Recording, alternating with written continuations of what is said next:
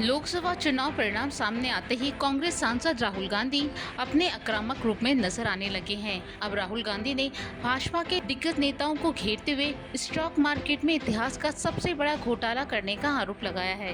राहुल गांधी ने 4 जून यानी result day पर स्टॉक मार्केट की गिरावट को बड़ा घोटाला बताया है। उन्होंने कहा कि पहली बार हमने नोट किया है कि चुनाव के समय प्रधानमंत्री, गृह मंत्री और वित्त मंत्री ने शेयर बाजार पर टिप्पणी दी है। पहले गृह मंत्री अमित शाह ने कहा कि आने वाले 4 जून को लोकसभा चुनाव के नतीजे आएंगे तो शेयर बाजार आसमान पर जाएगा। इसके तुरंत बाद प्रधानमंत्री नरेंद्र मोदी ने शेयर बाजार में रिकॉर्ड तेजी आने की बात कहते हुए लोगों को शेयर खरीदने की सलाह दी। वहीं इसके बाद वित्त मंत्री निर्मला सीतारमण ने भी इसी तरीके से शेयर बाजार में जोरदार उछाल की बात कही। वहीं एग्जिट पोल के अनुमान के तुरंत बाद शेयर बाजार ने ऐसी उछाल लगाई कि सभी रिकॉर्ड तोड़ दिए। लेकिन दूसरे दिन 4 जून को पूरा मार्केट धड़ाम हो गया। हजारों करोड़ों यहाँ इन्वेस्ट हुए और 30 लाख करोड़ का नुकसान हुआ कि हिंदुस्तान का सबसे बड़ा स्कैम है। पहली बार हमने नोट किया कि चुनाव के समय प्रधानमंत्री ने, होम मिनिस्टर ने और फाइनेंस मिनिस्टर ने स्टॉक मार्केट पर टिप्पणी दी।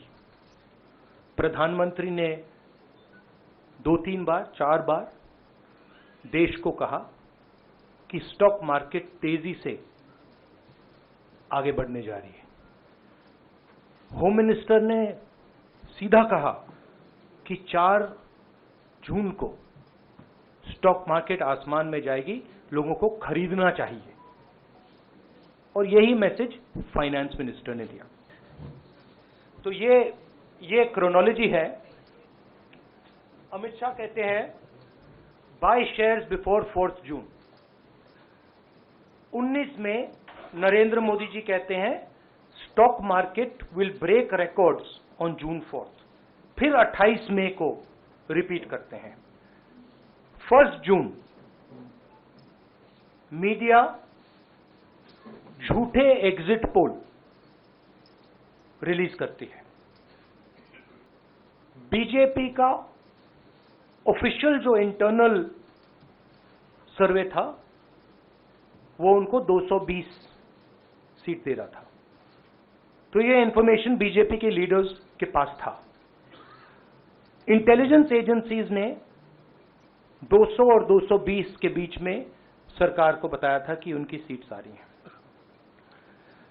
3 जून को स्टॉक मार्केट सारे रिकॉर्ड तोड़ देता है और 4 जून को खटाक से स्टॉक मार्केट अंडरग्राउंड चला जाता है।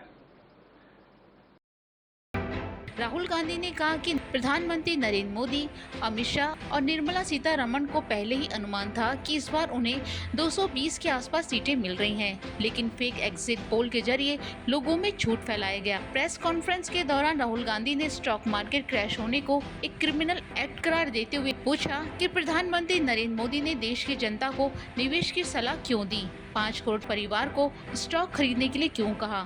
उन्होंने कहा कि वो जानते थे कि 3-4 जून को क्या होने वाला है।